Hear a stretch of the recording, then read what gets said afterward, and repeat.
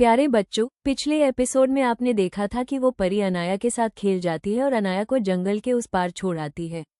इस एपिसोड में हम देखेंगे कि क्या अनाया उस जंगल से वापस निकल पाएगी या नहीं। तो चलिए देखते हैं।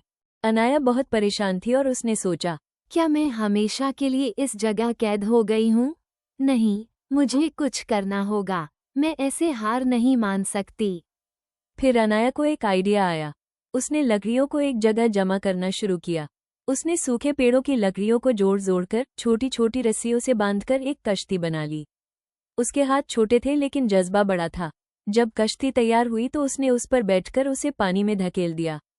हवा हल्की सी चल रही थी। पानी की लहरें कश्ती को धीरे धीरे जंगल के दूसरे किनारे की तरफ ले गईं। ये किनारा दूसरे जंगल के किनारे से बिल्कुल मुख्तलिफ था। यहाँ की हवा ठंडी, पत्तों पर शोर और गुल कम और सब कुछ थोड़ा सा जादू महसूस होता था। और फिर वो उस हीरे की तलाश में चल पड़ी और बोली, मैंने कैसे उस परी की बात पर यकीन कर लिया? मुझे हर कदम पर होशियार रहना होगा। अब चाहे कुछ भी हो जाए, मैं किसी की बात पर यकीन नहीं करूंगी। थोड़ा आगे जाने पर उसको आवाज आती है, तुम्हारा सफर लंबी तलाश का हिस्सा है। मेरे पास तुम्हारे मसले का हल है। रात को जंगल के बीच में पुल के उस पार एक चांदनी ग्लेड है। वहाँ एक चमकदार फूल खिलता है जो सिर्फ सच को रोशन करता है। अगर तुम मुझे वो फूल ला दोगी तो मैं तुम्हें तुम्हारा हीरा दूंगा। अनाया ने सोचा, ये जरूर जंगल की कोई नई चाल है, लेकिन मुझे क्या करना चाहिए? जब वो थोड़ा आगे बढ़ी तो फिर से उस परिंदे ने कहा, लेकिन याद रखना, उस फूल में हरगिज मत देखना। अगर तुमने उस फूल में देख लिया तो तुम उस हीरे को हमेशा के लिए खो दोगी। अनाया को समझ में नहीं आ रहा था कि उसे क्या करना चाहिए, और फिर वो उस परिंदे के कहने पर उस पुल की तरफ चल पड़ी। उसने डरते डरते वो पुल पार किया। अनाया चांदनी ग्लेड पहुंची और उसे याद आया कि परिंदे ने कहा था कि वो फूल रात को ही खिलता है, इसलिए वो वहां रुककर रात का इंतजार करने लगी। जैसे ही रात का अंधेरा छाया, अनाया को दूर से एक चमक दिखाई दी। अनाया उस फूल के पास गई तो वो फूल अचानक से अनाया के हाथ में आ गया।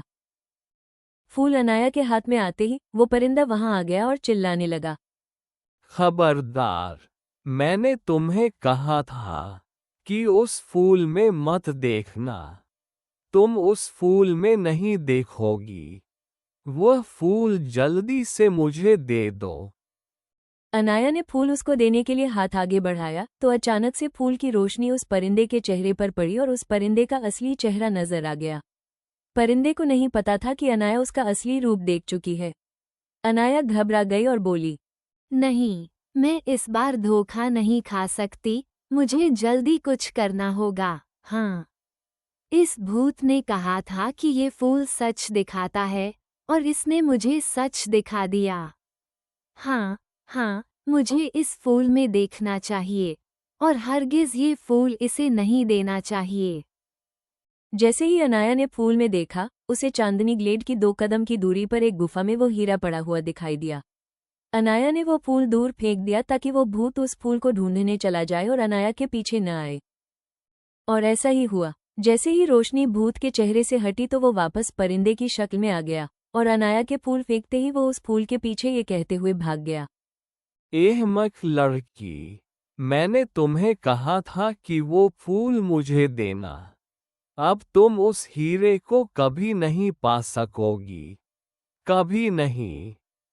इसके बाद अनाया जल्दी से उस गुफा की तरफ भागी जो उसे उस फूल में दिखाई दी थी। गुफा में जाने के बाद उसको एक संदूक नजर आता है जिसमें से बहुत सारी रोशनी निकल रही होती है।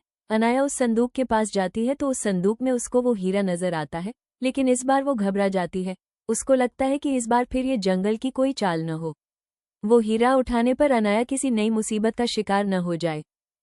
लेकिन बच्चों, जैसे ही अनाया उस संदूक के करीब जाती है, वो हीरा खुद ब खुद उसके हाथों में आ जाता है। अनाया को यकीन नहीं आ रहा कि वाकई उसने हीरा हासिल कर लिया है। अब सवाल ये है, क्या ये हीरा वाकई अनाया ने पा लिया है या फिर यह जंगल की कोई नई चाल है? और अगर हीरा मिल गया है तो अनाया वापस कैसे जाएगी, जानने के लिए देखिए गुमनाम जंगल एपिसोड 6। और जाते जाते चैनल को सब्सक्राइब जरूर करते जाना ताकि हर आने वाला एपिसोड आसानी से आप तक पहुंच जाए।